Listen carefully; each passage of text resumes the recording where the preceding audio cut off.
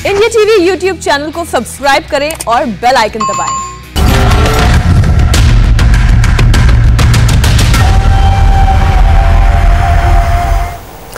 नमस्कार, मैं हूं सौरभ शर्मा और मुकाबला में आप सबका स्वागत है। आज भारत और चीन के बीच कोर कमांडर स्तर की 12वें दौर की बातचीत चल रही है। सीमा विवाद को हल करने के लिए भारत और चीन के बीच जोर आजमाइश हो रही है। इस वक्त पूरे देश को एक होना चाहिए, लेकिन ऐसे मौके पर भी राहुल गांधी नहीं चूके और उन्होंने एक ट्वीट करके भारत सरकार पर निशाना साधा और लिखा कि न देश की सीमाएं सुरक्षित हैं न राज्य की सीमा। यानी एक साथ राहुल गांधी दो सवाल उठा रहे हैं। राष्ट्र की सीमा की बात करके, एलएसी की बात करके, जहां उन्होंने देश के जवानों के भरोसे पर सवाल किया, दूसरी तरफ असम और मिजोरम के बीच के संघर्ष का जिक्र करके उन्होंने देश की आंतरिक सुरक्षा पर सवाल खड़े किए। सवाल यह है कि क्या यह सही वक्त था? क्या राहुल गांधी थोड़ा संयम नहीं रख सकते थे? घरेलू राजनीति में कब कहां क्या बात कहनी है, बोलनी है, यह एक अलग विषय हो सकता है, लेकिन जब बात अंतर्राष्ट्रीय स्तर पर देश की सीमाओं की हो, तब कहां क्या बोलना है, कौन सी बात कहनी है, किस लहजे में कहनी है, हर चीज बहुत मायने रखती है। कम से कम इस वक्त जब पूरे देश को एकजुट होना चाहिए था, तब राहुल गांधी को क्या ये ट्वीट करना चाहिए था? इस विषय पर आज हम अपने मेहमानों से बात करेंगे कि आखिर राहुल गांधी चाहते क्या हैं। आखिर राहुल गांधी को देश की सेना पर, जवानों पर क्या भरोसा नहीं है? आखिर राहुल गांधी देश को डराने की कोशिश क्यों करते हैं? सारे सवालों पर बात करेंगे, लेकिन पहले देखते हैं कि राहुल गांधी अपने ट्वीट में लिखा क्या था। तो आपके सामने वो ट्वीट है राहुल गांधी का, जिसमें वो कह रहे हैं कि ना राष्ट्रीय सीमा सुरक्षित है ना राज्य सीमा। विवादों और दंगों को हमारे देश की पवित्र भूमि में बीज की तरह बोया जा रहा है। इसका परिणाम भयानक है और होगा। और हैशटैग देखिए, दोनों हैं, मिजोरम आसाम और हैशटैग LAC, यानी वो राष्ट्र की सीमा की भी बात कर रहे हैं और राज्य की सीमा पर भी जो विवाद हुआ है उसका भी सवाल उठा रहे हैं। हमारे साथ मेहमान जुड़ेंगे 5:10 पर और हमारे साथ सेना के अधिकारी भी होंगे रिटायर्ड, जिन्होंने इस पूरे इलाके को खुद अपनी आंखों से देखा है, जो जानते हैं कि वहां पर हकीकत क्या है। और साथ ही हमारे साथ 3 पार्टियों के आज प्रतिनिधि होंगे, भारतीय जनता पार्टी, कांग्रेस पार्टी और साथ ही CPI से। तो मुकाबला शुरू होगा 5:10 पर। चल रही है जो फ्रिक्शन पॉइंट्स है, वहां पर एक बार फिर स्टेटस को दोबारा वहां पर स्थापित करने के लिए एक मैप आपको दिखाते हैं, एक नक्शा आपको दिखाते हैं। भारत और चीन के बीच इस वक्त कोर कमांडर लेवल की बातचीत जारी है और यह बात हो रही है गोगरा और हॉट स्प्रिंग को लेकर। इन दोनों इलाकों में सैनिकों की वापसी को लेकर चर्चा हो रही है। देश को इंतजार है कि इस बातचीत से कोई ठोस नतीजा निकलेगा। इससे पहले दोनों देश पैंगोंग झील के उत्तरी और दक्षिणी दोनों किनारों से अपने अपने सैनिकों को और हथियारों को हटाने की प्रक्रिया पूरी कर चुके हैं, लेकिन जो बाकी टकराव वाली जगह हैं, वहां से अभी सैनिकों की वापसी शुरुआत उसकी नहीं हो पाई है। और आज की इस बैठक में कोशिश है कि कम से कम इन 2 जगहों पर वो हो जाए। लेकिन इससे पहले ही देश के अंदर सियासत गर्म हो गई। राहुल गांधी ने यह कहा कि देश की सीमाएं सुरक्षित नहीं। इससे पहले भी वो इस किस्म की बातें कहते आए हैं। आज पूरा देश उम्मीद कर रहा है कि कोई सकारात्मक हल निकलेगा इस पूरे विवाद का। ऐसे में राहुल गांधी ये बात कह के क्या इंगित करना चाहते हैं? भारत और चीन के बीच कोर कमांडर्स लेवल की जो बातचीत हो रही है, इसमें प्रतिनिधि सेना के हैं, भारत सरकार के अलावा सेना के मुख्य प्रतिनिधि हैं। तो आखिर आज के दिन ये सवाल उठाना क्या जायज है, मौजूद है? इसी पर हम अपने मेहमानों से बात करेंगे। एक छोटे से ब्रेक के लिए फिलहाल यहां रुक रहे हैं। मुकाबला जारी है कि विपक्ष नेगेटिव राजनीति क्यों कर रहा है, लेकिन इस बीच राजनीति की दुनिया से एक बड़ी खबर, बाबुल सुप्रियो ने राजनीति से संन्यास का ऐलान कर दिया है। बड़ी खबर है, बंगाल के आसनसोल से सांसद हैं, पूर्व केंद्रीय मंत्री हैं और थोड़ी देर पहले बाबुल सुप्रियो ने फेसबुक पर राजनीति से संन्यास लेने की बात लिखी। उन्होंने लिखा, अलविदा। बाबुल सुप्रियो ने यह भी लिखा, कहीं और नहीं जा रहा हूं, बीजेपी मेरी पार्टी थी और है, लेकिन इसके अलावा वो सक्रिय राजनीति में नहीं रहना चाहते। ऐसी बात बाबुल सुप्रियो ने कही है। आपको बता दें कि वो 2014 में जो मोदी सरकार आई उसमें भी मंत्री रहे और नई सरकार में भी मंत्री रहे, और अभी जो कैबिनेट रिशफल हुआ था उसमें बाबुल सुप्रियो को मंत्री पद से हटा दिया गया था। इसके अलावा पश्चिम बंगाल के चुनाव में उनको उतारा गया था, जहां वो अपना चुनाव हार गए थे विधानसभा का। हालांकि वो सांसद हैं और उसके बाद से अटकलें लगाई जा रही थी कि अब शायद इस वक्त जहां तक चुनावी राजनीति है उसमें बाबुल सुप्रियो का भविष्य कुछ बहुत ज्यादा उज्जवल नजर नहीं आ रहा है। पहले उनका चुनाव हारना और उसके बाद उनका केंद्रीय मंत्री परिषद से हटना, इस सब के बाद अटकलें लगाई जा रही थी कि बाबुल सुप्रियो शायद अब सक्रिय राजनीति से किनारा कर लेंगे। और इस पर उन्होंने एक फेसबुक पोस्ट के जरिए अब एक किस्म की पुष्टि कर दी है कि वो राजनीति से संन्यास ले रहे हैं। हालांकि अपनी पार्टी के बारे में उन्होंने कुछ नहीं लिखा। उन्होंने कहा बीजेपी मेरी पार्टी थी और मेरी पार्टी है। बाबुल सुप्रियो 2014 में जब जीते थे, बहुत से लोगों को उन्होंने हैरान किया था। पहली बार राजनीति में कदम रख रहे थे, उनको मंत्री बनाया गया, बड़ी जिम्मेदारी थी और बड़ी उम्मीदें थी पार्टी को उनसे, और इसीलिए इस बार पश्चिम बंगाल चुनाव में उनको उतारा भी गया था। शुरू स्टार्ट। और आइए मुकाबले की हम शुरुआत करते हैं। जैसा कि हमने आपको बताया, हमारे मेहमान अब हमारे साथ जुड़ गए हैं। शाजिया इल्मी, भारतीय जनता पार्टी की प्रवक्ता, इस वक्त हमारे साथ हैं। शाजिया जी, आपका बहुत बहुत स्वागत है इंडिया टीवी पर। हमारे साथ रोहन गुप्ता जुड़ेंगे, दिख रहे हैं, शायद उनका फोन अभी कनेक्ट नहीं हुआ है। विवेक श्रीवास्तव सीपीआई से, विवेक जी आपका भी स्वागत है। और हमारे साथ दो जाने माने डिफेंस एक्सपर्ट्स हैं, major general retired GD Bakshi साहब मोस्ट वेलकम, और major general retired Vishambar Dayal साहब हमारे साथ हैं। दयाल साहब, आपका भी बहुत बहुत स्वागत है। आज की चर्चा दो विषयों पर केंद्रित है जो जोड़कर एक हो जाते हैं। ये आज 12वें दौर की बातचीत, वो भी 3 महीने के एक अंतराल के बाद भारत और चीन के बीच एलएसी विवाद को लेकर कोर कमांडर स्तर की चल रही है, अभी भी जारी है।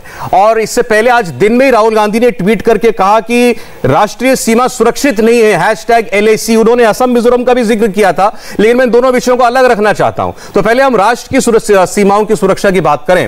रोहन जुड़ जाएं तो मैं चाहूंगा कि वो भी हमारी चर्चा सुन पाए। तो मैं शाजिया शुरुआत आपसे करता हूं, क्या जवाब देंगी आप राहुल गांधी को?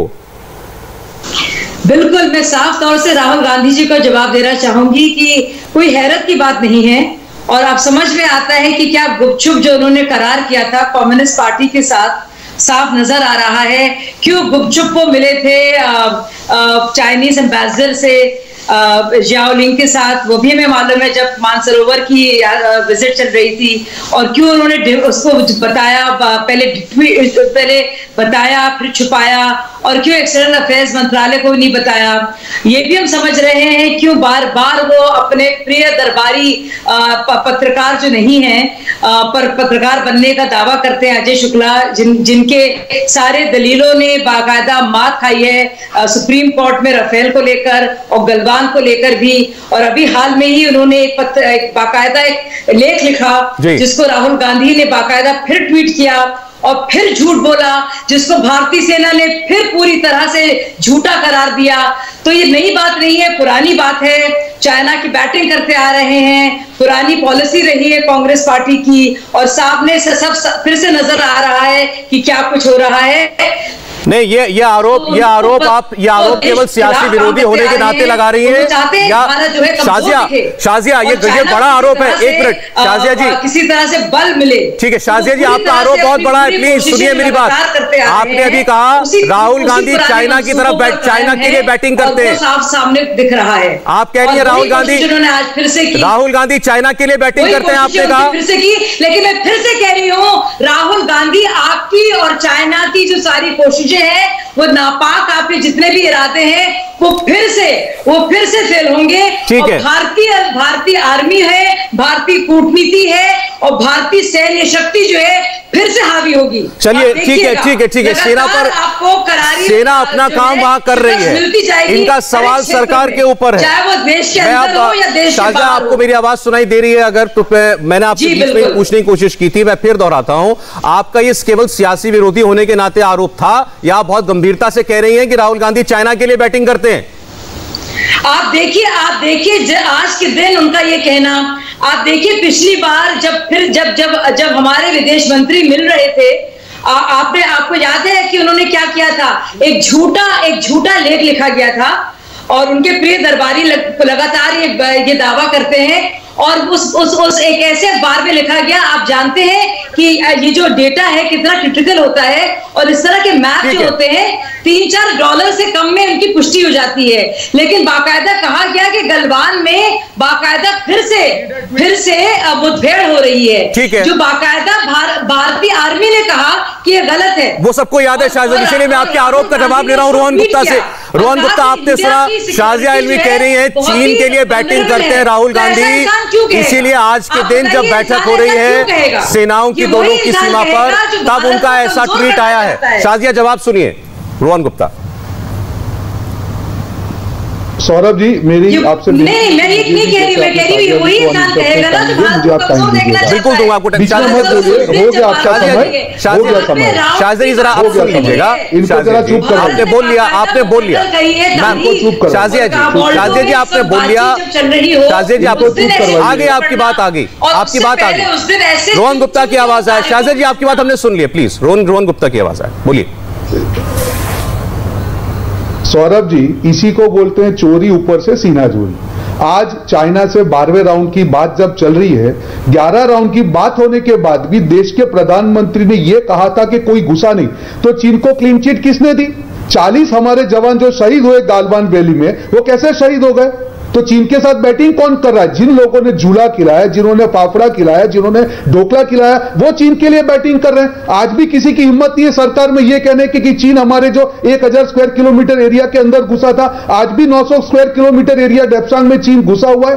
कैसी बात कर रहे हैं हम? कौन सी डिबेट कर रहे हैं सौरभ जी? देश के सामने सच दिखाइए, जरूरी नहीं है आज जो हो रहा है देश के अंदर में, आज अब सच दिखाओगे तब जाके उसका सोल्यूशन निकलेगा। चीन हमारी सीमा में लद्दाख में आके टेंट का क्रिएशन कर रहा है, उसके ऊपर कोई डैमचौक में टेंट बना रहा है, उसके ऊपर कोई डिस्कशन नहीं है। चीन अरुणाचल प्रदेश का हमारा जो मैप है उसको अगर वो सीज कर रहा है, उसके ऊपर डिस्कशन नहीं है। ये सरकार की विफलता नहीं है तो क्या है? वही चीन अफगानिस्तान में पाकिस्तान से मिलकर रणनीतिक तरीके से आगे बढ़ रहा है, वही चीन श्रीलंका के साथ में आगे बढ़ रहा है। हर तरह से सामरिक मामलों में यह सरकार विफल रही है। वो लद्दाख की बात हो, पूरी तरह से विफल होने के बाद भी आज दूसरे को सवाल पूछ रही है। शर्म आनी चाहिए भाजपा को।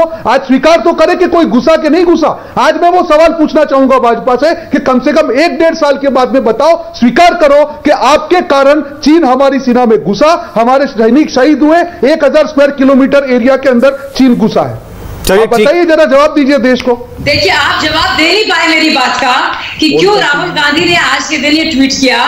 पिछली बार अपने दरबारी लेखक के द्वारा ये झूठा लेख लिखाया, और क्यों भारतीय आर्मी को बाकायदा इस पर जो है बयान देना पड़ा कि पूरी तरह से निराधार है। और उससे पहले भी बार बार झूठे लेख लिखकर, चाहे वो गलवान में मुठभेड़ की बात हो जो कि हिंसक रही है, और हमेशा भारत के पक्ष को कमजोर करने की कोशिश की गई, और यहाँ झूठे मूठे जो करार हुए हैं, गुपचुप तरीके से मुलाकातें हुई हैं, वो तो जवाब दे नहीं पा रहे हैं और गोल गोल घूम रहे हैं। रही चीन की बात, किसने कितना सीमा में कितना क्षेत्र खोया है, किसने चीन के लिए लाल कारपेट बिछाया है, किसने चीन के लिए बाकायदा अपने खुद का देश का स्वायत्त इंटरेस्ट को खोया है। परमानेंट सिक्योरिटी काउंसिल में अपनी परमानेंट सीट, चलिए ठीक है, उतना पीछे जाने का फायदा नहीं है। शाजिया जी, बात आज की हो रही है। इनका कहना यह है प्रधानमंत्री ने कहा था ना कोई घुसा है, ना कोई हमारी जमीन गई है, तो हम चीन से इतनी बातचीत किस बात के लिए कर रहे थे?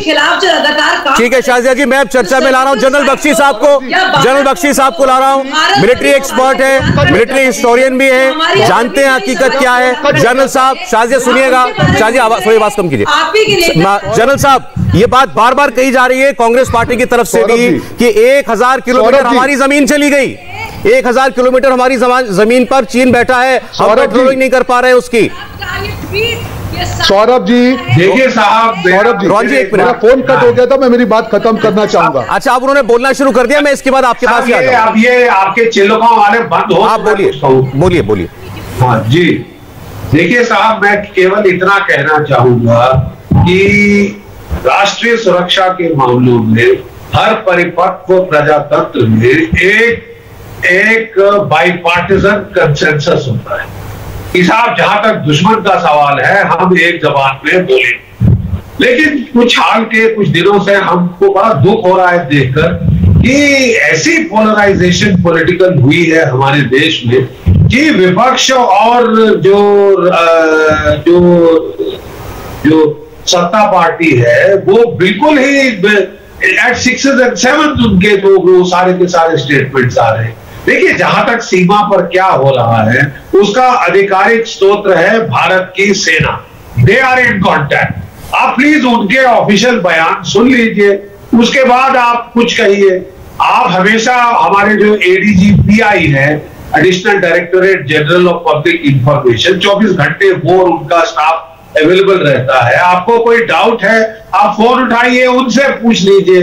अब आप कॉरेस्पॉन्डेंट ए, कॉरेस्पॉन्डेंट बी, सी को तो वो तो बॉर्डर पे तो नहीं बैठे ना, दिल्ली बैठे वो सेना से ज्यादा नहीं जान सकते कि हमारे बॉर्डर पे क्या हो रहा है। बिल्कुल सही बात है कि चीन ने कोविड का फायदा उठाकर हमको चकमा देने की कोशिश करी हमारे एरिया में, जो कि खासकर जो कि हमारी perception of line of control और उनकी perception of line of control में जो ग्रे जोन है उसके अंदर आने की चीन ने कोशिश की थी और हमारी फौजों ने उसको जवाब दिया। हमने जब हमको ये पता चला तो हमने एकदम tank for tank, gun for gun, man for man उनको हमने मैच किया वहां डिप्लॉयमेंट में। और फिर गालवान का वो झड़प हुई जिसमें हमारे 20 जवान शहीद हुए तो उनके 65 से ज्यादा शहीद हुए। ठीक है साहब। और अगर CIA और रूस की भी बात की जाए तो CIA ने 35 बताया चीनी मारे गए और रूस ने तो 45 बताए। चीन के अपने अंदर से जो सोर्सेज हैं वो लोग 100 के करीब बता रहे हैं और उनको जेल की सजा दे दी गई। उसके बाद साहब जो सबसे बड़ा हमने पलटवार किया था वो हमने कैलाश रेंज में किया था। कैलाश रेंज में जैसे आपने जानते हैं हमने काउंटर मनूवर किया, क्विड प्रो को मनूवर किया और तमाम जो कि कैलाश रेंज की हाइट्स हैं, ब्लैक टॉप, हेलमेट टॉप और हेजांगला, इनको हमने पकड़ लिया था जो कि डायरेक्टली डोमिनेट करती हैं मोल्डो गैरिजन चीन की, जहां आज बातचीत हो रही है। उसके सर पे जाके हम लोग बैठ गए थे जिससे चीन के ठंडे पसीने छूटे और उन्होंने हाथ पांव जोड़कर उन्होंने मांगा कि साहब आप साउथ बैंक से विड्रॉ करिए और हम नॉर्थ बैंक से विड्रॉ करेंगे। और उसके बाद जिस स्पीड से वो पीछे गए वो उनकी जो है असमंजस दिखाता था, उनका जो ठंडा पसीना निकल रहा था हमारी ऑक्यूपेशन ऑफ कैलाश रेंज वो दिखाता है। ठीक है, मेरा सिर्फ ये कहना है as a very impartial observer कि शायद हमको कैलाश रेंज का एडवांटेज ये जो ट्रम्प कार्ड था इतनी जल्दी नहीं खोना चाहिए। ठीक, हमको भी उनको तब तक नहीं खाली करनी चाहिए थी कैलाश रेंज जब तक कि वो देपसांग और हॉट स्प्रिंग और जो गलवान के इलाके में जो उन्होंने घुसपैठ की कोशिश की है उसको खाली नहीं। लेकिन आपने शुरुआत में जो बात कही कि आप ये चाहते हैं, बहुत अच्छी कार्रवाई की है आपने कि शुरुआत में जनरल साहब ये कहा कि इस मुद्दे पर सत्ता और सत्ता पक्ष विपक्ष के बीच इतनी दूरी नहीं होनी चाहिए। रोहन गुप्ता अपनी बात कंप्लीट कीजिए। बिल्कुल, देखिए जनरल बख्शी जी ने जो बात कही उसी को मैं आगे लेके जाता हूं। उन्होंने कहा कि डेपसांग हो, गालवान हो, वहां पे चीनी घुसपैठ हुई है। ऑब्वियसली लाइन ऑफ जो LAC है, हमारी जो LAC अगर वो घुसपैठ अंदर होगी तो चीन की सेना हमारे सीना में घुसी है। तो मेरा यही कहना है कि आज तक सरकार ने तो ये चीज मानी नहीं है सौरभ जी, तो आज अपमान किसने किया? मेरा यह कहना है, देखिए चीन पे हम भरोसा नहीं कर सकते, हम सब जानते हैं वो हमारा दुश्मन है, पर कम से कम अगर उसकी जो हिमाकत है उसको स्वीकार करने से मुझे लगता है कि हम सॉल्यूशन बेटर तरीके से ला पाएंगे। यह कह देना कि कोई गुस्सा नहीं है और सारी डिबेट को उसके ऊपर डाइवर्ट करना है, मेरा इसके सामने विरोध है। चीन गंदा देश है, गद्दार देश है, उस पर भरोसा नहीं कर सकते।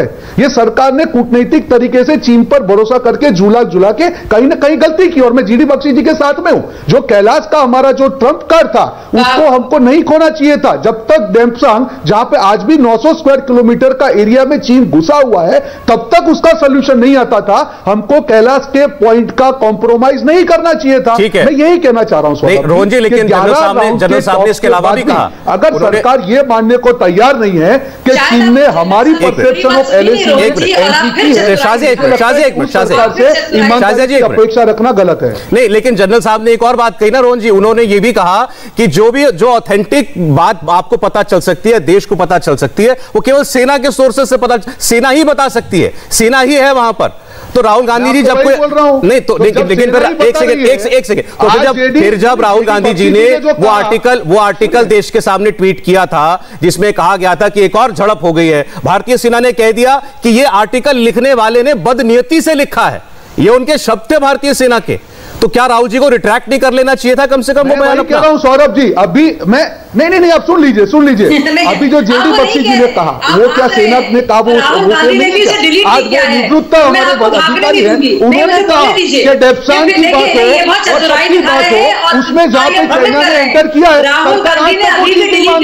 आज तक वो आज 1 साल अगर सरकार मानने को तैयार नहीं है, हमारे सैनिकों की शहादत का अपमान किया, ये सरकार ने किया। पहले सरकार से झूठे पत्रकार के झूठे लेख को ट्वीट किया और उसके सामने भारत के कमजोर दिखाया। इसके लिए राहुल गांधी को माफी मांगनी चाहिए और उस ट्वीट को डिलीट करना चाहिए। चलिए ठीक है, चलिए ठीक है। अच्छा चलिए एक मिनट, अब सवाल ये है, अब मैं जो बुनियादी सवाल जो राहुल गांधी ने उठाया कि हमारी देश की सीमाएं सुरक्षित नहीं है, दयाल साहब, अगर देश के विपक्ष का एक बड़ा नेता ये ऐसी बात कहता है तो रोहन गुप्ता जो कह रहे हैं हमें उसका नोटिस लेना चाहिए, हमें सरकार से पूछना चाहिए, बताओ ऐसा क्यों, ऐसी बात क्यों कही गई है, या राहुल गांधी से पूछना चाहिए कि आपको क्यों असुरक्षित लग रही है सीमाएं? देखिए, हमें पक्ष विपक्ष के मुद्दों में क्यों फंसाते हो? ये तो पॉलिटिकल पॉइंट स्कोर करते हैं, इनका काम ये है। वो ये सब वोट का मुद्दा है भैया, यहाँ इनको ना सीमा से कोई लेना ना देना। असलियत ये है कि पिछले 4 साल में चाइना ने डोकलाम के बाद एक हमारे साथ दूसरी बात बहुत बड़ी गद्दारी की, वो ईस्टर्न लद्दाख में की। उस घुसा और उसने कितना डाइवर्जनरी एक टैक्टिक्स खेला कि वो जो फिंगर 8 to फिंगर 4 का एरिया था, जो पूरे आप लोग टीवी चैनल पे चीख कर बोलते रहे, उसकी कोई स्ट्रेटेजिक रेलेवेंस नहीं है। वो फिंगर 4 से कहां आ सकता, कहीं भी नहीं। लेकिन जो रेलेवेंस है, डेप्सोंग की रेलेवेंस है, गालवान की रेलेवेंस थी, डेप्सोंग की बहुत रेलेवेंस है, वो पूरी की पूरी रेलेवेंस उसने बैकग्राउंड में कर दी। और जैसे जनरल बख्शी ने कहा, हमने कितना अच्छा एक स्ट्रैटेजिक मूव किया था फर्स्ट टाइम, जो कि हम बहुत बार टीवी पे बोल रहे थे, जब जाके किया कि कैलाश रेंज ऑक्यूपाई कर लिया। अब जब पूरा 1993 से आज तक जब वो हमारी जितनी भी संधियां उनका उल्लंघन कर रहा है, तो एक हमारे पास बहुत स्ट्रॉन्ग ट्रम्प कार्ड था। इस ट्रम्प कार्ड को तो स्ट्रेटेजिस्ट खेलेंगे ना, फौज थोड़ी खेलेगी। तो जिसने भी ये स्ट्रेटेजिक मूव, जिसने भी इसकी नल एंड वॉइड कर दिया स्ट्रेटेजिक मूव, जिम्मेवार वो है। इसमें उसको ढूंढिए ना, किसने स्ट्रेटेजिक ये डिसाइड किया कि पूरी ये एक ऐसा मौका था। आज तक हमारे ईस्टर्न लद्दाख पर मैप्स चेंज नहीं है, पाकिस्तान आज तक, चाइना ने मैप्स नहीं दिए हमें, आज तक मैप्स एक्सचेंज नहीं किए। वो चाइना जो गेम खेल रहा है, आप उसके गेम में खेले जा रहे हो। और इधर भारत में पार्लियामेंट में भी लोग कहते हैं साहब ये उसकी परसेप्शन है। अरे गोली मारो उसकी परसेप्शन को। कल उसकी परसेप्शन में दिल्ली अगर उसके उसमें है, कल लद्दाख का अगर वो कहता है ले मेरे बाउंड्री में, तो ये थोड़ी वो उसकी बन जाएगी। ठीक है, परसेप्शन वो है जो 1960 में उसने क्लियरली डिफाइन की थी। 1962 में वो आके बैठ गया था, उसके हमारी टेरिटरी है और वो हमारी टेरिटरी है। सिरजब पे हमारे जवान शहीद हुए थे, इस पूरी एलसी पर वो वहां तक आ गया था जहां तक हमारे जवान शहीद। उसके बाद 1 इंच भी उसको देना। कैलाश रेंज हमारी है, क्यों खाली? तो ये बताइए ना जनरल साहब, ये कैलाश रेंज का मुद्दा है, एक सेकंड, ये कैलाश रेंज का मुद्दा आपके हिसाब से ये जी, मैं आपसे समझने के लिए पूछ रहा हूं, समझने के लिए जानना चाह रहा था। समझाऊंगा। अच्छा बोलिए बोलिए। इस देश की सेना जनरल बख्शी क्या दुनिया मानती है। हाई एल्टीट्यूड में चाइना हमारा मुकाबला नहीं कर सकता साहब। हम ग्लेशियर में बैठे हैं पिछले 25 साल से, 30 साल से ज्यादा हो गए, और ग्लेशियर में हम पाकिस्तान को हिलने नहीं देते। हमारे पास तजुर्बा था। कुछ लोग कहते हैं कैलाश रेंज से बहुत ठंड थी, बहुत ये था, बहुत कुछ नहीं। हम तजुर्बेकार सेना है। अगर आप कैलाश रेंज से बैठते, वो मुकाबला हो गया था, वो रेस्टलेस था जी। हम अपनी पब्लिक ओपिनियन को सेटल करने के लिए फिंगर 4 to फिंगर 8 पे चाइना चला गया, तालियां बजाने लग गए और हमने कैलाश रेंज छोड़ दी। अब मैं आपसे यही समझना चाह रहा हूं, लोग भी जानना चाहेंगे। आपने भी कैलाश रेंज की बात की, जनरल बख्शी ने भी करी, रोहन गुप्ता भी कह रहे हैं, कांग्रेस पार्टी भी कह रही है। तो ये फैसला, ये इस किस्म के स्ट्रेटेजिक फैसले जो होते हैं, जो सीमा पर लिए जाते हैं, तो ये क्या कोई डिप्लोमेट लेता है? ये क्या भारत सरकार लेती है या ये सेना का प्रेरोगेटिव है? देखिए, ये बड़ा दुर्भाग्य इस देश का। जो मोटे फैसले होते हैं उसमें सेना का बहुत कम से है, और सीडीएस का ऑफिस है, सब कुछ है उसमें। मैं बहुत बार कह चुका हूं, इसमें पॉलिटिकल और डिप्लोमेटिक, वरना देश को 1993 1906 छोड़ो, वरना देश को डोकलाम के बाद चाइना से रिलेशंस खत्म कर देने चाहिए थे।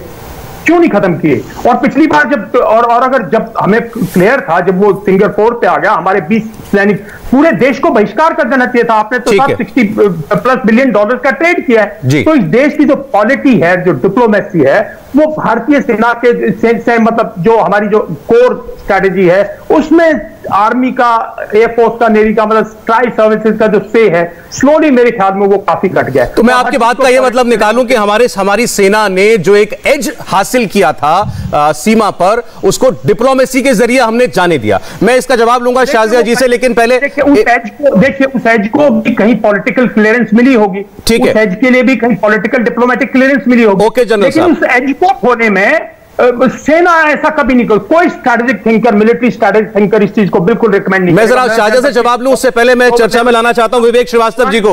विवेक जी, आज जो बैठक चल रही है और चीन के साथ इस वक्त जिस हालात पर हम बैठे हुए हैं LAC पर, क्या स्टैंड है आपका, क्या कहना है आपके पास? क्योंकि आपके पास कुछ है नहीं, बातचीत हो रही है। नहीं, एक मिनट शंकर जी, एक मिनट बोलिए। देखिए बातचीत हो रही है, ये बहुत अच्छी बात है। सब बात करें, आर्मी बात करें, डिप्लोमेट्स बात करें, स्टेट एक्टर्स बात करें, नॉन स्टेट एक्टर्स बात करें, एंड पीस मस्ट प्रिवेल। और इस पूरी स्कर्मिश से दोनों देशों को बाहर आने की जरूरत है। और ये डिफेंस स्पेंडिंग्स और skirmishes, they are not good for a developing country like India also. और भारत की फौज जो है बहुत ही ब्रेव फौज है। आज जनरल बख्शी साहब ने बहुत अच्छा बोला कि भाई everybody should be together on these issues, और ऑपोजिशन और जो रूलिंग पार्टी के बीच में एक समन्वय बनाने की बहुत जरूरत है।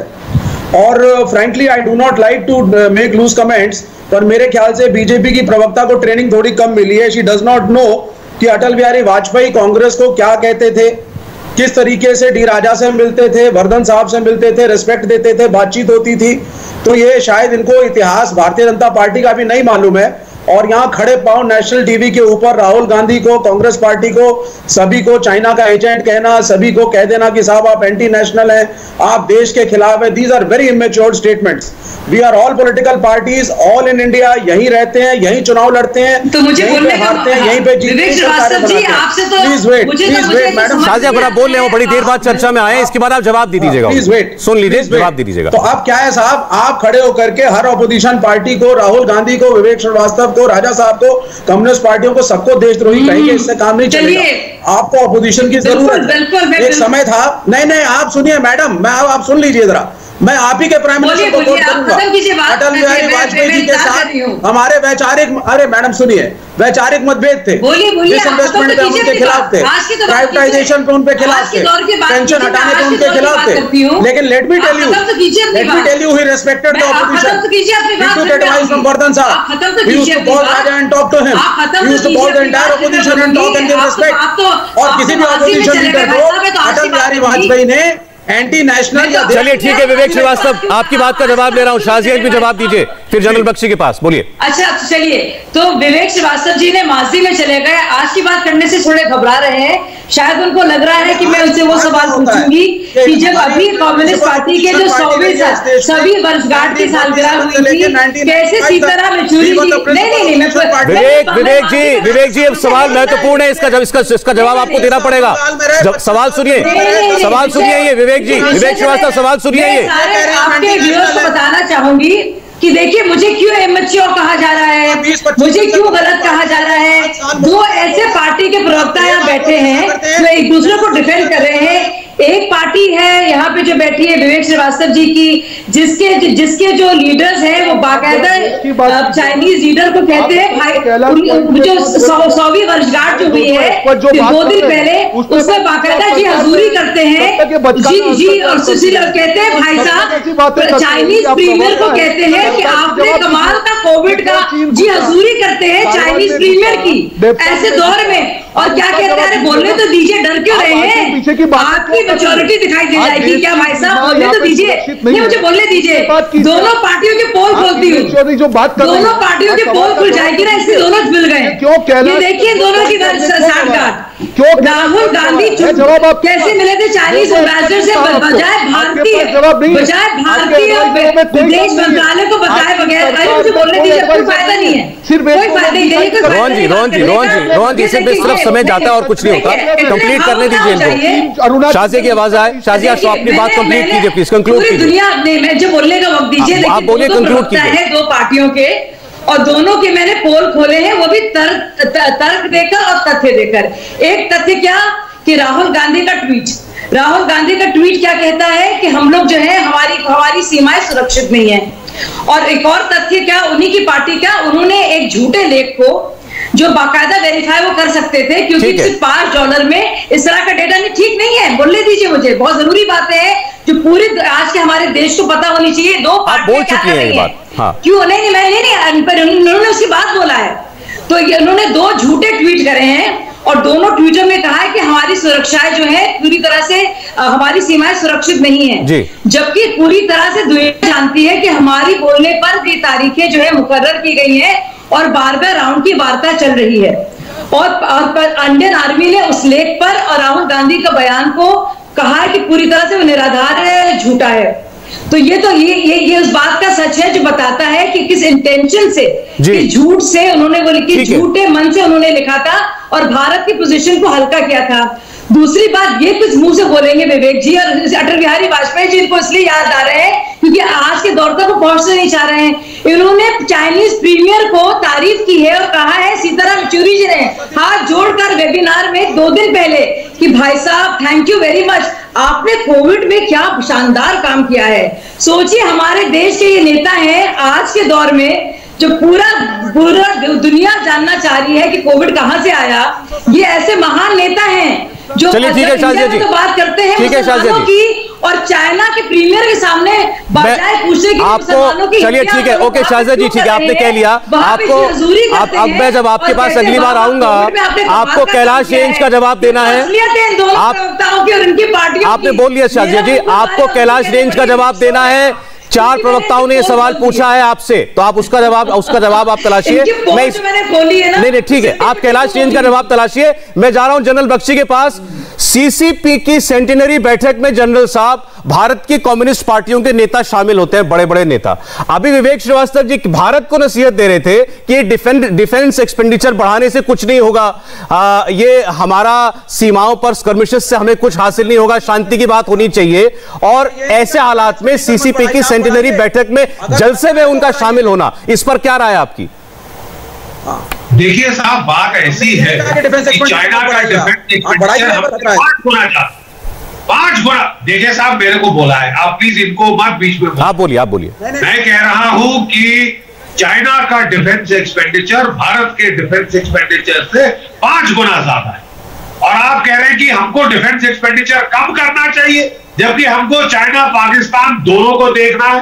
अफगानिस्तान में मुसीबत आ रही है, 3rd फ्रंट हमारा ये माओइस्ट ने खोल रखा है, घर पे पीछे सेंग लगाने के। ऊपर से साहब आपको याद होना चाहिए कि पिछले साल हमारे फौजों में झड़प हुई और वो चीन के इंस्टिगेटेड झड़प थी, जिसमें हमारे 20 जवान शहीद हुए। कम से कम आपको उसका तो लिहाज करना चाहिए था।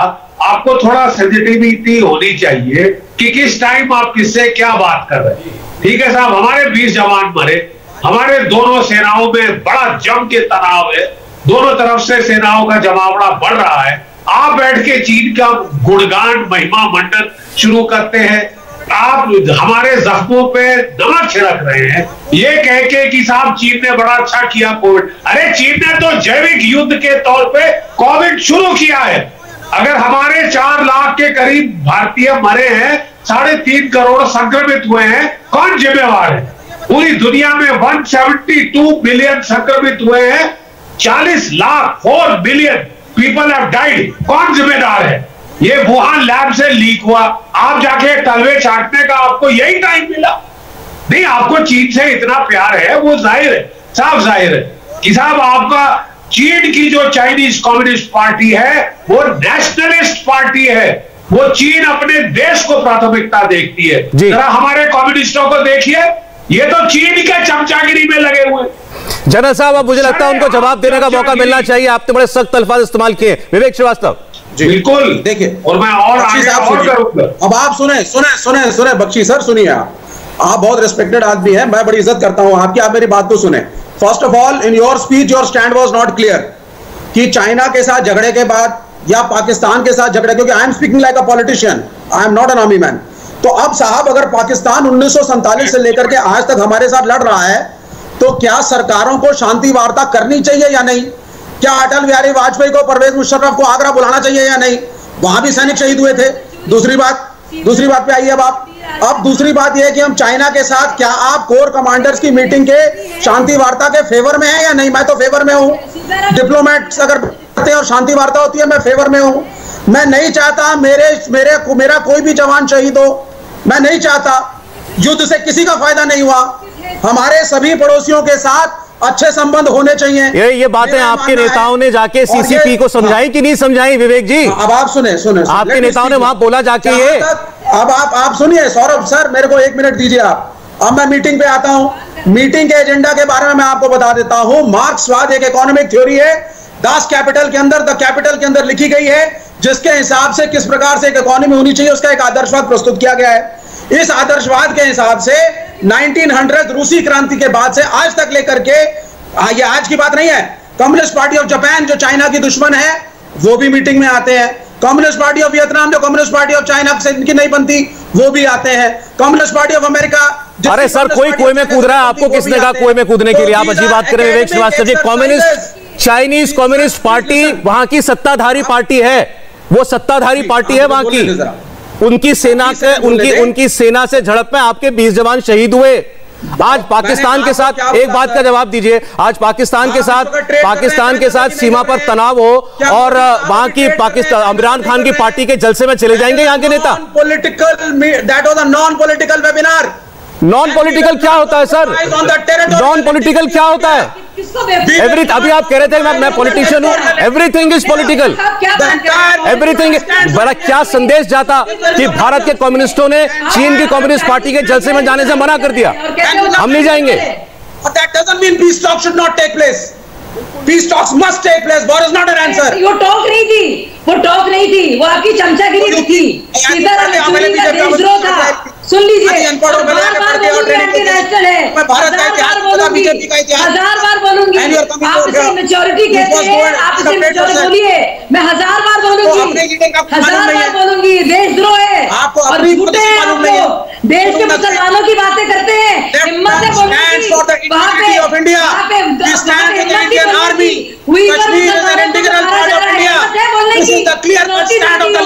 कम्युनिस्ट पार्टी से बोलने की हिम्मत है। चाइना में जो मारा जा रहा है मुसलमानों को, देश में मुसलमानों की बड़ी फिक्र हो जाती है, जहाँ पे बड़े पॉलिटिकल बन जाते हैं। चलिए ठीक है, हिम्मत थी। उनका वीडियो लिंक डिस्कनेक्ट हो गया है, उनका वीडियो लिंक डिस्कनेक्ट हो गया है। शाजी, आपकी बात उन तक पहुंच नहीं है। मैं रोहन गुप्ता जी को फिर चर्चा में लाना चाहता हूं और मैं फिर ये कहूंगा, रोहन जी मेरा एक मिनट, रोहन कुछ कहना चाह रहे हैं एंड शाजी आप you will have to answer for Kailash range. Rohan Gupta, उसके बाद आप। रोहन गुप्ता, एक मिनट। रोहन गुप्ता, शाजिया जी एक मिनट। रोहन बहुत देर से सुन रहे हैं, आप उनको शांति से सुनिए। रोहन गुप्ता की आवाज आए। रोहन गुप्ता बोलिए। देखिए, जिस प्रकार से आपने भी सवाल पूछे सौरभ जी, दो यहाँ पे डिफेंस एक्सपर्ट बैठे हुए हैं। जहां देश की बात होती है हम सबको इकट्ठा साथ में मिलकर चलना है, पर जो हकीकत है, जैसे आपने कैलाश रेंज की हमारे दोनों एक्सपर्ट ने बात की, आज भाजपा प्रवक्ता उसकी बात नहीं करेंगे क्योंकि उनको लगता है कि उनका झूठ पकड़ा जाएगा। जब तक देश की सरकार अपनी सत्ता बचाने के लिए देश के साथ खिलवाड़ करेगी, देश की सीमा सुरक्षित नहीं हो सकती है। आज चीन अगर हमारा दुश्मन है तो पहले मानना पड़ेगा कि उसकी यह हरकत हुई है, पहले मानना पड़ेगा कि चीन की हरकत से हमारे सैनिक जवान जो हमारे शहीद हुए हैं, पहले मानना पड़ेगा आज भी लद्दाख के अंदर चीन घुस के टेंट बना रहा है, पहले मानना पड़ेगा कि अरुणाचल में घुस के आज भी चीन अपनी सत्ता का दावा ठोक रहा है। जब तक हकीकत का आप स्वीकार नहीं करोगे तब आप चीन से कैसे लड़ोगे, कैसे आप विपक्ष को साथ में रखोगे? आप झूठ बोलते जाओगे कि कोई गुस्सा नहीं है, कोई चीन हमारे वहां और हम उसके साथ हम सहमत हो जाए, ये तो तरीका नहीं है। हम अगर विपक्ष हैं, देश की जनता है, आप सच तो बोलिए देश के सामने। आज हम ये डिस्कशन क्यों कर रहे हैं? चाइना से 12 राउंड की टॉक क्यों चल रही है सौरभ जी? क्योंकि चाइना ने हमारे एरिया में एंट्री की। आज डेप्सांग की जो बात के वापस उस मुद्दे पे आ रहा हूं, डेप्सांग में 900 स्क्वायर किलोमीटर एरिया अभी भी चाइना दबा के बैठा है और हमने कैलाश पॉइंट को छोड़ दिया। क्या सरकार को इसका जवाब नहीं देना चाहिए? अरे राहुल गांधी की सारी बात बाद में कर लेना, पर अगर आप सरकार में हैं, आप शासन पार्टी में, तो आपकी जिम्मेदारी है कि देश की जनता को हकीकत बताए और सच बताए। चाइना आज भी बात क्यों नहीं? जी मैं अभी तुरंत शाजिया अल्मी से कह रहा हूं कि आपकी बात का जवाब दे।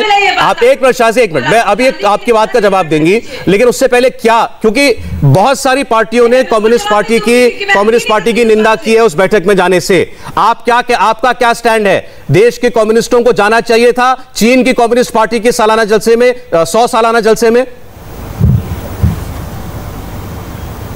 देखिए, मेरा सिर्फ ये कहना है, जहां देश की बात है, अगर देश का दुश्मन है तो बिल्कुल नहीं, उनको चीन को झूला झुलाना भी गलत था, उनको ढोकला खिलाना भी गलत था, और मुझे लगता है जाना भी गलत था। जहां देश की बात आती है, हमको सबसे आगे खड़े रहना है, और ये भी एक गद्दारी है, कोई गुस्सा नहीं बोलना, ये भी देश से गद्दारी है। जवाब ले रहा हूं, हमारे जो सैनिक, बताइए शाजिया इल्मी, हमारे जवान, 4 लोग पूछ रहे हैं कैलाश रेंज के बारे में, बोलिए जवाब दे। बार बार झूला झुलाना कहते, झूला झुलाना क्या था बताइए ना। कैलाश पॉइंट जब दोनों प्रीमियर जो दोनों जो प्रीमियर और प्राइम मिनिस्टर की मीटिंग थी, तो अलग अलग इवेंट्स से पहले नॉलेज लेके आइए। झूला क्या था, ये समझ ही नहीं आया। नहीं, झूला झुलाना बार-बार आप लोग कहते हैं, जब इवेंट्स होते हैं, मतलब किस तरह की, ये किस तरह के बचाना और अहमकाना बातें आप करते हैं, जो अलग-अलग लेवल पर मीटिंग्स होती है, तो बार-बार झूला झुलाना कहते हैं आप लोग। आप बताइए, ये अहमकाना बातें जो आपके राहुल गांधी करते रहते हैं, जो बार-बार चाइना लगता है कि चाइना के नहीं, झूला झुलाना बार-बार मैं सुनती रहती हूँ कांग्रेस के प्रवक्ताओं से। मुझे बहुत ही शर्म आती है कि इतना लेवल इनका गिर गया है कि बड़े-बड़े लेवल पर जब दोनों कंट्रीज के सबसे सर्वोच्च जो नेता होते हैं, वहां के जो चाइनीज प्रीमियर हैं, जो हमारे देश के प्रधानमंत्री है, कोई भी हो, और अलग अलग जगहों पर इवेंट्स होते हैं, तो उसमें से कभी झूला डिप्लोमेसी हो या कोई भी इवेंट हो, उसको लेके हम लोग बात करते रहते हैं, झूला झुलाना करते रहते हैं, और उसको बिल्कुल हल्का कर देते हैं। ये हमारे देश की बात है भाई, किसकी बात कर रहे हो तुम? मोदी जी हमारे देश के प्रधानमंत्री हैं, किसकी बात कर रहे हो तुम? और जो आप तो राहुल गांधी आपके जो लीडर कह रहे हैं ना कि हमारी सुरक्षाएं जो है सुरक्षित नहीं है, किसकी सीमाएं? हमारी देश है। अच्छा शाजिया, अब जरा समय कम रह गया है, आप बड़ा पॉइंटेड सवाल है, उसका जवाब दे दीजिए। सबने कहा क्या कैलाश रेंज खाली करना, क्या ये सरकारी क्या ये सरकार का फैसला था, ये डिप्लोमेसी का हिस्सा था, इसके जरिए हमने एक सैनिक एड खो दिया? ना तो सक्षम हूं, ना तो मैं सक्षम हूं, ना मैं योग्य हूं कि मैं इसका जवाब दूं। ठीक है, मुझे लगता है मेजर जनरल जीटी बख्शी इसका जवाब देंगे, लेकिन मुझे अपनी सेना पर और अपनी सरकार पर पूरा एतमाद और यकीन है, और मैं बिल्कुल भी ना तो राहुल गांधी की बातों का यकीन करूंगी। चलिए, अच्छा ठीक है, आपको नहीं, आपके पास जवाब, मेरे पास समय यही है। देखिए ऐसा है ना रोहन गुप्ता जी, जब उन्होंने ये कह दिया कि मैं इसका, वो कह रहे हैं कि अगर कोई व्यक्ति साफ कहे कि मेरे पास इसका जवाब नहीं है, तो ये तो स्पष्ट बात है, वो कह रही है आई कांट आंसर दिस, वो कह रहे हैं कि वो इसका जवाब देने में सक्षम नहीं है। She has to answer it. She cannot avoid. No, that is not the answer. ऐसा है ना, एक बारीक सा फर्क है रोहन जी, ये एक पार्टी की प्रवक्ता है, सरकार की प्रवक्ता नहीं है। ये सरकार की प्रवक्ता होती तो हम इनको पुश कर सकते थे जवाब देने के लिए। एक मिनट, जनरल दयाल कुछ कह रहे हैं। जनरल दयाल की आवाज जाएगी। देखिए सौरभ, हम लोग बातचीत के खिलाफ नहीं है, सैनिक लोग, ना मैं ना जनरल बख्शी ना आई डोंट थिंक चीफ भी, हम चाहते हैं बातचीत हो, लेकिन बातचीत का एजेंडा बिल्कुल क्लियर होना चाहिए। जब तक उसमें क्लैरिटी नहीं है, वो कोर कमांडर लेवल पे थोड़ी क्लियर होगा, वो तो सिर्फ लोकल बात करेंगे। क्लियर होना चाहिए हमारे और उनके बीच में एक बॉर्डर स्टैंड ऑफ है, जिससे दोनों कंट्रीज कभी भी फ्लैश पॉइंट पर रहती है, उनसे बातचीत होना चाहिए। लेकिन इस टाइम पर किसी किस्म की किसी पॉलिटिकल पार्टी को कोई भी चाइना के साथ अलाइनेशन, कम्युनिज्म साहब क्या बात कर रहे हो श्रीवास्तव साहब, कम्युनिस्ट जो इकोनॉमिक थ्योरी है, वो तो इकोनॉमिक जो थ्योरी है वो तो डेड हो चुकी, रशिया में डेड होगी। मैं 3.5 साल रशिया में रहा हूं, वो चाइना में डेड हो चुकी। आप कम्युनिस्ट इकोनॉमिक थ्योरी की बात करते हो। देखिए झेलना है तो बहुत स्ट्रॉन्ग पोस्चरिंग करनी पड़ेगी। Listen to weak friends, doesn't listen to weak enemies. Strong posturing जैसे कैलाश रेंज में की थी, एक और कीजिए तब बात करेगा, वरना ऐसे। चलिए आज का क्लोजिंग कमेंट जनरल साहब, मेरे पास समय खत्म है, आई एम सॉरी आपको बीच में रोक रहा हूं, क्योंकि आज का फाइनल कमेंट मैं चाहता हूं जनरल बख्शी से है। General Bakshi sir. देखिए साहब, सबसे पहले ये जो कम्युनिस्टों का जाना चीन के पास, ये गलत है। किसी तरह से आप इसको व्हाइट वॉश नहीं कर सकते। बात यह है कि चाइना की कम्युनिस्ट पार्टी, उनसे ज्यादा नेशनलिस्ट कोई नहीं है चाइना के प्रति, लेकिन हमारे कम्युनिस्ट अजीब है, इनको दुनिया भर के कम्युनिस्टों के बॉर्डर के पार लगाव है, अपने देश के प्रति इनमें कुछ है ही नहीं बात। ये बहुत गलत होता जा रहा है, ये बहुत गलत आइडियोलॉजिकल इम्प्रिंट है, ये चमचागिरी विदेश और बॉर्डर के पार, ये खतरनाक है और इसकी टाइमिंग इज ऑफुल। अभी आपके पिछले ही वर्ष आपके जवान शहीद हुए आपके 20 जवान, एक कर्नल और 19 जवान शहीद हुए और आप बैठ के उनको मुबारकबाद दे। मुझे लगता है जनरल साहब आप इस बात का बड़ा स्पष्ट मैसेज जा चुका है। समय खत्म हो गया। मैं धन्यवाद करना चाहता हूं आप सब लोगों का आज मुकाबला में हमारे साथ जुड़ने के लिए, और इंतजार हमें है अभी भी कि वो जो बैठक चल रही है वो किस नतीजे पर पहुंचती है। उम्मीद करें कि आज वहां से एक सकारात्मक खबर निकले और जो फ्रिक्शन पॉइंट्स अभी भी बाकी हैं वहां से डिसएंगेजमेंट की प्रक्रिया शुरू हो पाए। मुकाबला में बस इतना ही। नमस्ते, मैं हूं मीनाक्षी जोशी। वीडियो और खबरों से अपडेट रहने के लिए India TV YouTube channel subscribe करें, बेल आइकन दबाना ना भूलें। जुड़े रहें इंडिया टीवी के साथ।